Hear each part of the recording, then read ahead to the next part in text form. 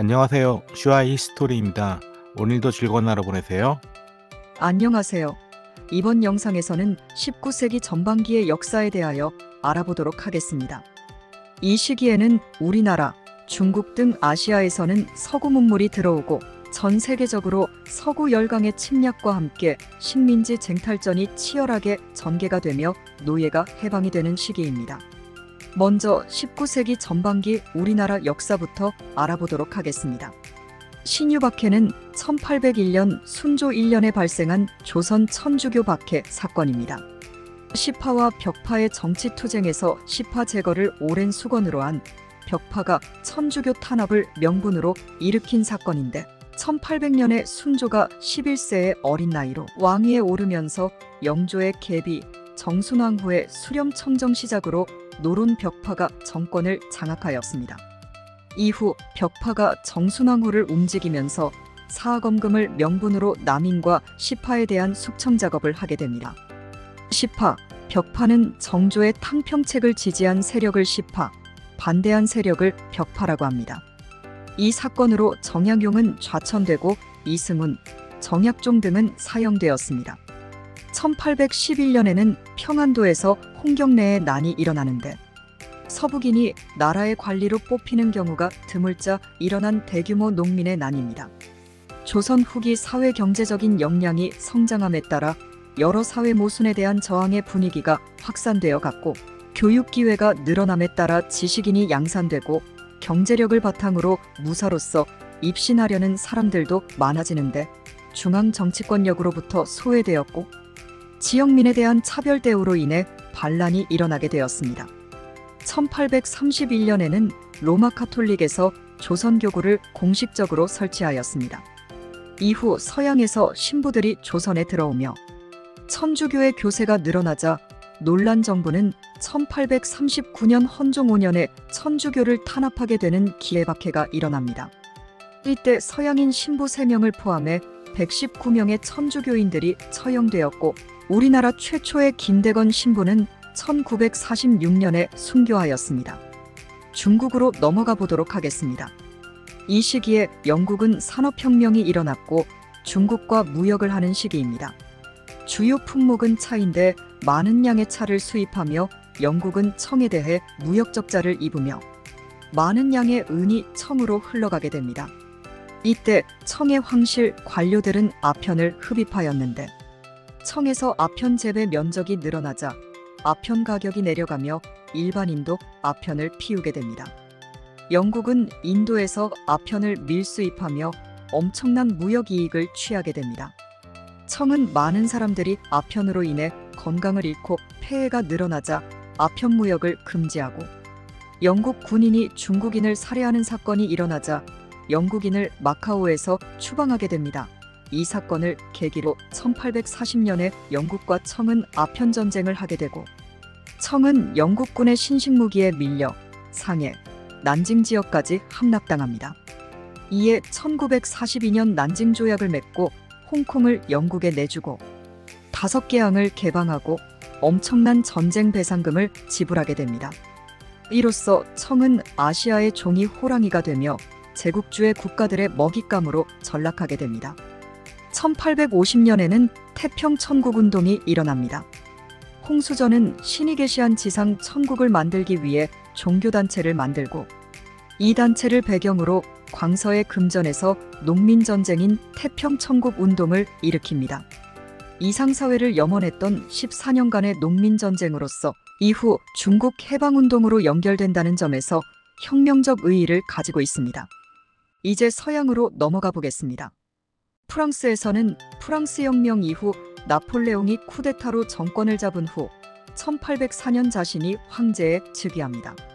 이후 정복전쟁을 펼치게 되는데 1806년에는 신성로마 제국을 멸망시키고 스페인 왕을 교체시키고 1812년에는 러시아까지 침공하였다가 실패하게 됩니다.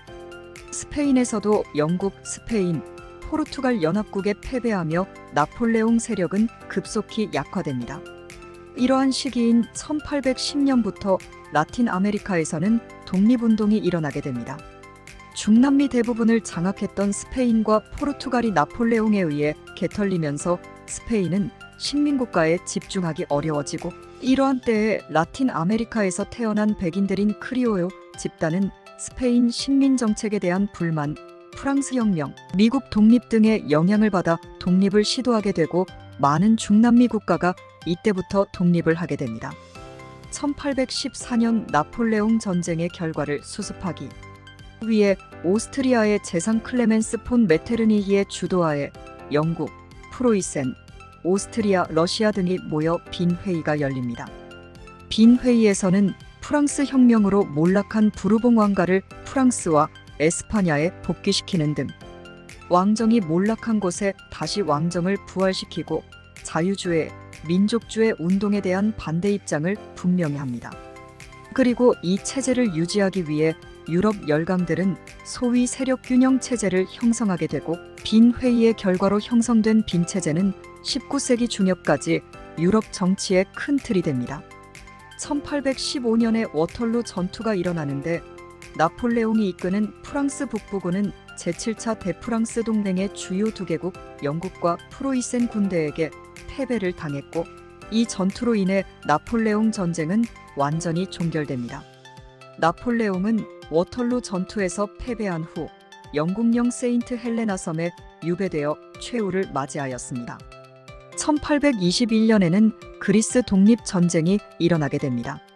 1829년까지 근대 그리스의 혁명주의자들이 오스만 제국에 대항하여 일으킨 독립전쟁으로 나중에 유럽 열강들의 지원을 받아 독립을 얻고 그리스 왕국이 성립하였습니다.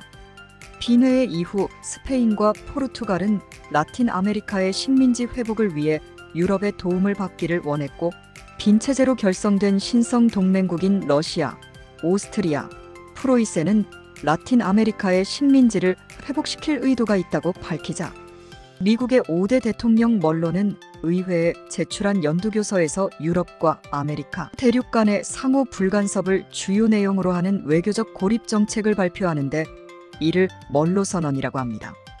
유럽 국가들이 아메리카 대륙에 식민지를 건설하는 데에 반대한다는 내용을 분명히 표방하였고, 이 선언으로 인해 중남미 국가들은 미국으로부터 독립을 인정받게 되었으나 아메리카 대륙 내의 질서가 미국 주도하에 일방적으로 재편되게 됩니다.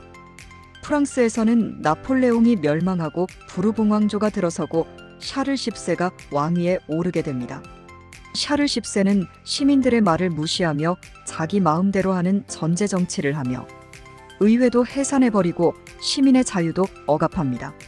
이에 시민들이 봉기하여 샤를 10세를 쫓아내고 시민들의 말을 잘 들어주던 왕족인 루이 필립을 왕으로 추대하면서 프랑스 자유주의 운동 첫 시작인 7월 혁명이 1830년에 일어나고 입헌군주정이 수립되었습니다. 7월 혁명은 유럽 각지에 큰 충격을 가져다주며 다시 시민들이 혁명을 일으켜 성공할 수 있다는 희망을 주게 됩니다. 이 7월 혁명의 영향으로 1830년에 벨기에는 독립하고 자유주의 운동은 유럽 각지에 전파되었습니다. 1833년에는 영국에서 노예제가 폐지됩니다. 1834년에 독일에서 관세동맹이 형성되었습니다. 관세동맹은 프로이센을 중심으로 독일의 여러 주들이 관세와 일반 경제정책을 협의하기 위해 만든 제휴관계로, 관세동맹 내의 주들은 오스트리아와는 다른 경제적 노선을 걷기 시작하였습니다. 1819년에는 싱가포르가 영국령이 되고 1824년에는 네덜란드가 인도네시아를 지배하기 시작하였습니다. 이번 영상은 여기까지입니다. 다음 영상은 19세기 후반기의 역사에 대하여 이어서 알아보도록 하겠습니다. 영상의 내용이 유익하셨다면 구독과 좋아요 부탁드리겠습니다. 더 좋은 영상으로 찾아뵐 수 있도록 노력하겠습니다. 끝까지 시청해주셔서 감사합니다.